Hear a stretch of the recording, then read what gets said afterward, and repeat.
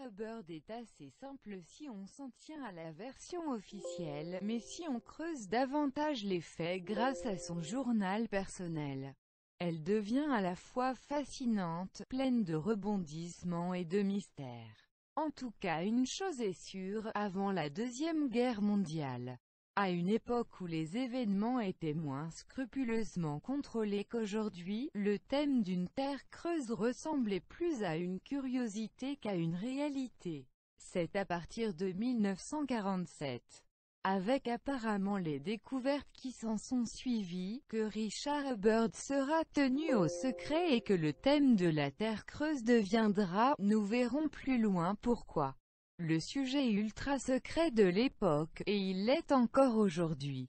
Après avoir servi loyalement sa patrie comme pilote d'avion durant la Première Guerre mondiale, l'Américain Richard Byrd, à partir de 1924, prit le commandement d'un petit détachement d'aviation navale en vue d'une expédition à l'ouest du Groenland.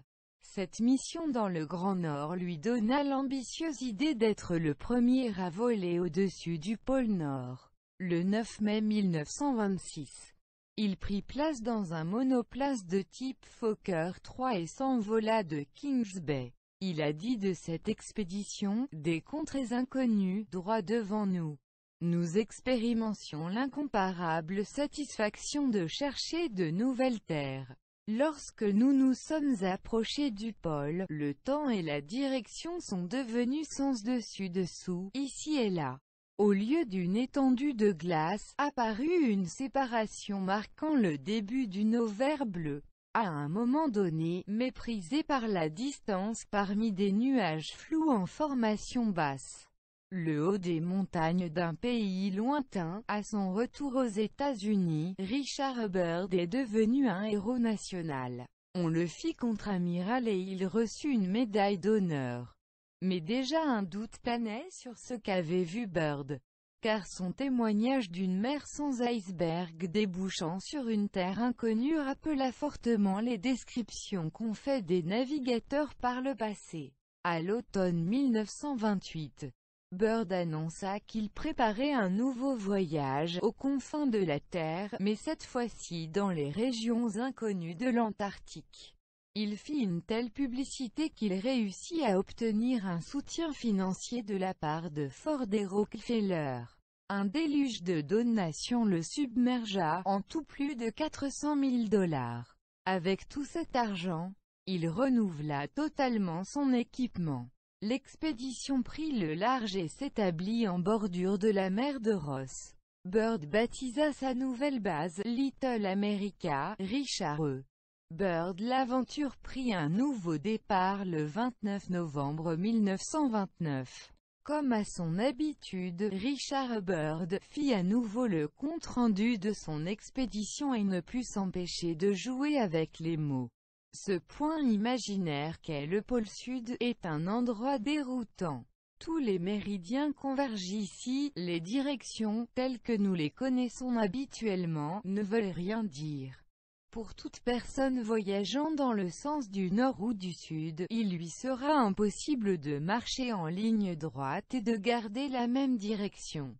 Sa direction aura tendance à changer notablement chaque minute. Pour établir sa direction d'origine, il devra se forcer à suivre une route en spirale, mais aujourd'hui, une polémique se dégage au sujet d'un petit reportage filmé qui aurait été projeté dans de nombreux cinémas des États-Unis, cette même année de 1929. Dans son livre « The Hollow Earth Enigma », Alec McClellan fait mention du témoignage de Miss Dorothy Graffin de New York. Elle se souvient très bien avoir vu ce reportage dans les actualités filmées qui passaient au cinéma avant le film. Ce jour-là, elle était au White Plain de New York, accompagnée de sa sœur. Aujourd'hui personne ne mentionne ce documentaire que, pourtant, plusieurs centaines d'individus ont dû voir à l'époque. Dorothy se rappelle que ce reportage de 1929 narrait l'incroyable découverte que fit l'amiral Byrd à l'intérieur de la Terre, au pôle Sud. Le reportage était accompagné de la voix de Bird en personne qui s'exclamait en présence de l'incroyable, alors qu'il survolait un paysage inconnu.